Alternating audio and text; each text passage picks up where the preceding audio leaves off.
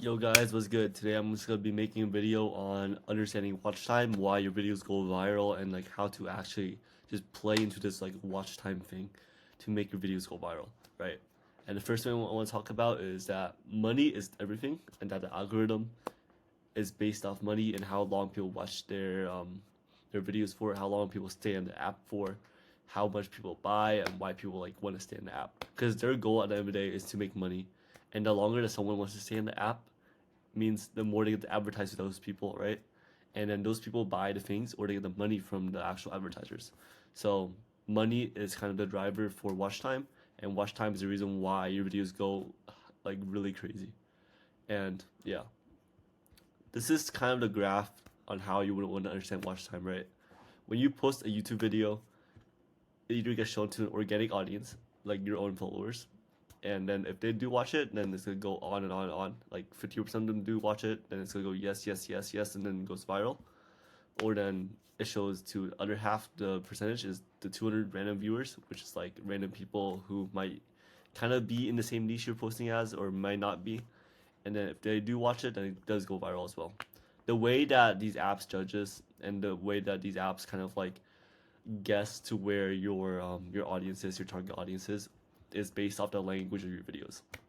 By this I mean AI scans over your videos. It sees the audio, it sees the background, what's in the background, it sees what's in like the language you're speaking, the type of things you're saying, your outfit, and then based off of that, it conclusively decides that okay, you're posting tech content, you're posting gym content, and it's gonna push your shit towards that audience, right? But this also applies for organic audience as well, where yes, you've been doing tech audience, so most of your audience will be tech, and it's gonna show to the tech audience if you're posting tech content, but it's gonna get confused if you suddenly post like the gym content while you're doing tech stuff. It's gonna show your tech audience gym content, and then it's gonna show your random viewers gym content, but like slightly 50-50, right? It's gonna be 50% gym viewers and 50% tech viewers for that. So that the video is gonna perform really, really bad since that audience that you're doing tours with isn't really a gym content audience. It's more of a tech content audience. But let's get into the meat and bones of this. Obviously, there's a hook. The hook is what makes people watch, right? Because the attention span is very short for people. Around like fucking 0.3 seconds is the attention span right now. And then there's information gap, and then there's retention. Retention is how you keep people onto the video, and the hook is how you like kind of make people watch the video for them to get into the video in the first place. And that's really gonna help your video because it's gonna like have them understand what it is, like, oh, why they should be curious into it, and yeah. But the formula for watch time, in my opinion, is hook plus retention equals watch time, right? You can't retain people into a video that they're not interested in the first place. So you need a hook for that. And the hook is kind of like fucking 70% of the video.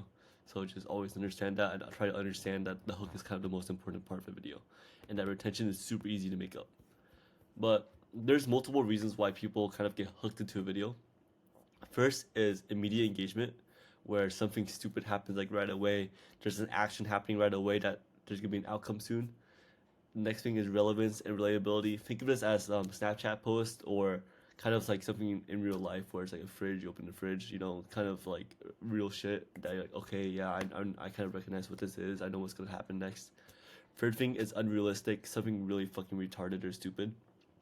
You can just let's just think of the memes you watch or something. Next thing is provoking reactions. This could be curiosity, it could be engagement, it could be shock, anything, right? Next thing is give them questions to like ask themselves, which helps them relate to the video, or give them questions to like think about you, or like how to respond with, and like a side to be. And next thing is be relatable, which I just kind of just said before. So when you do hooks, there's multiple things to like watch out for, right? Aside from all the things I just said. First is kind of addressing the viewer. This really works really well if you're kind of asking a question towards the viewers, right? It's a lot how people are like, oh, if you're still up at 1 a.m. you're watching this, or if you're like, oh, do you blah blah blah blah, and they ask a question to a different person, which makes the viewer answer themselves like unconsciously.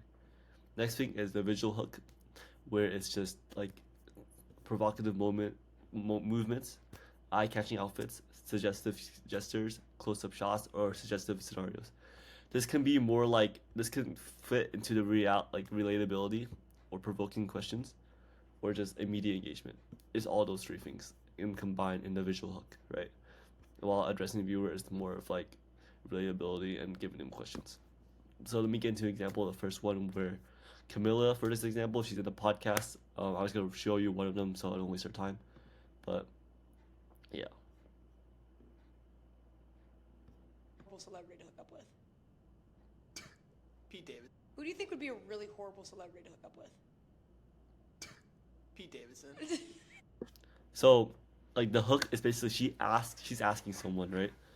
It's like a double whammy where she's like asking someone a question, but also at the same time she's asking the viewer a question because there's a do you, and then the viewer's gonna like answer it for themselves, kind of like subconsciously, but also they're gonna want to find out what the answer is to the question that she's asking someone else, anyways, as well.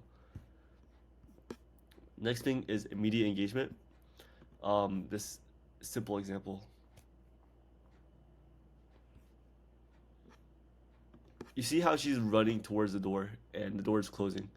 It's like it's really in a rush and she's kind of like opening, right? So you want to see what happens when she gets to the door as it's closing. That's kind of what like immediate engagement is. And then the next thing you see is her outfit, which is also like another part of retention, which makes people watch the video further to see what the fuck is she wearing. Next thing I want to show you is just as suggestive and close-up shots.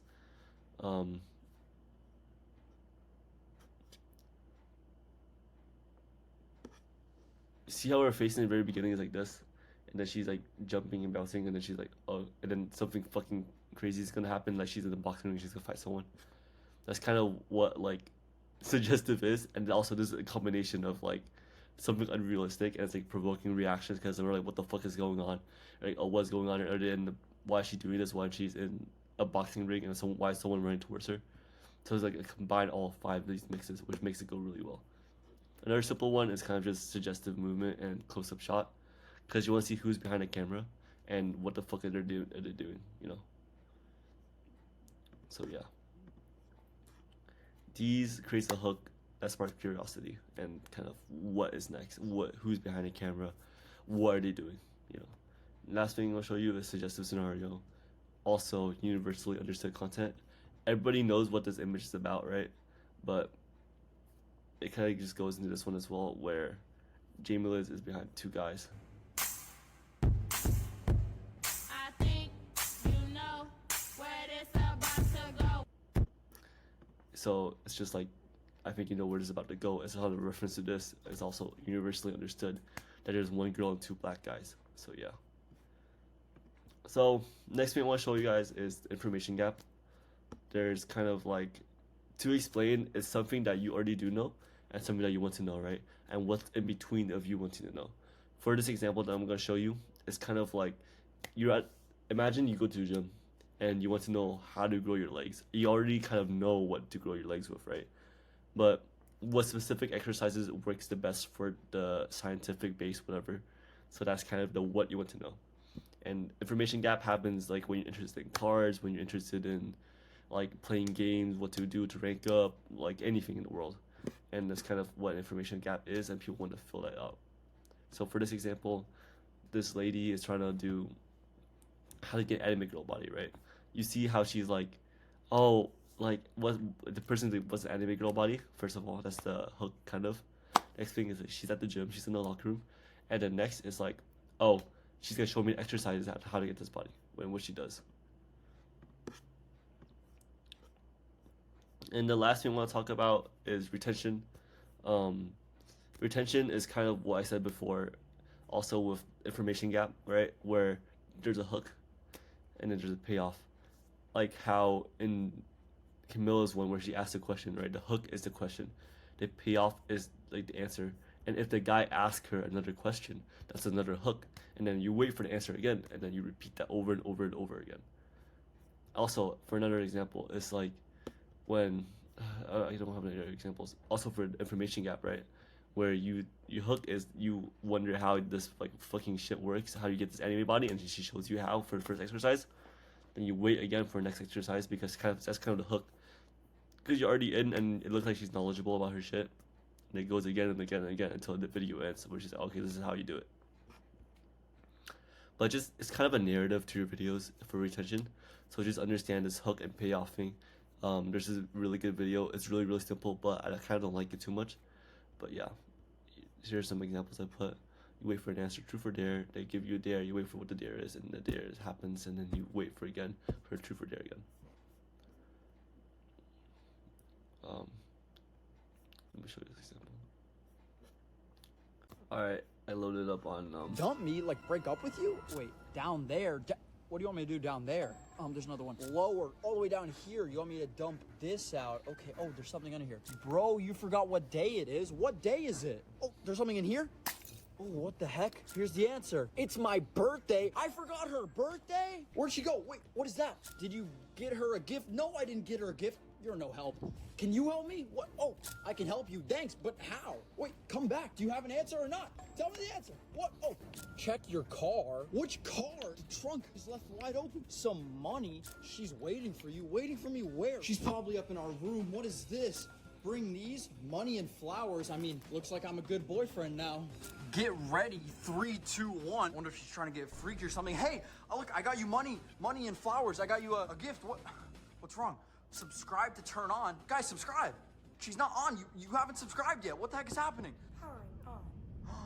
It worked. Dump me. So you guys kind of understand how it works, right? Where it's like you get the sticky note and then you wait for what happens next. You get the sticky note again and you wait for what happens next. It's super simple like that. It's kind of what it is at the very barest like level. But then yeah. But to actually like keep this hook on payoff, you gotta keep the pacing or else people will get bored, right? Remember how the attention span is super short? So you gotta keep it really fast paced, like stimuli inducing, so where people always like, oh yeah, I get the climax end. It's just spike their dopamine every few seconds. And then have a story where people anticipate a solution or a conclusion to the answer what you have. And call to action since they already watched this far in the video. But that's about it, honestly. Let me know if you guys have any questions. And remember, if you have a video that's targeted towards the wrong audience, it's gonna be really fucking bad. But yeah, guys, check out milkyconsulting.com somewhere in my description or whatever. And have a great day, guys. Peace.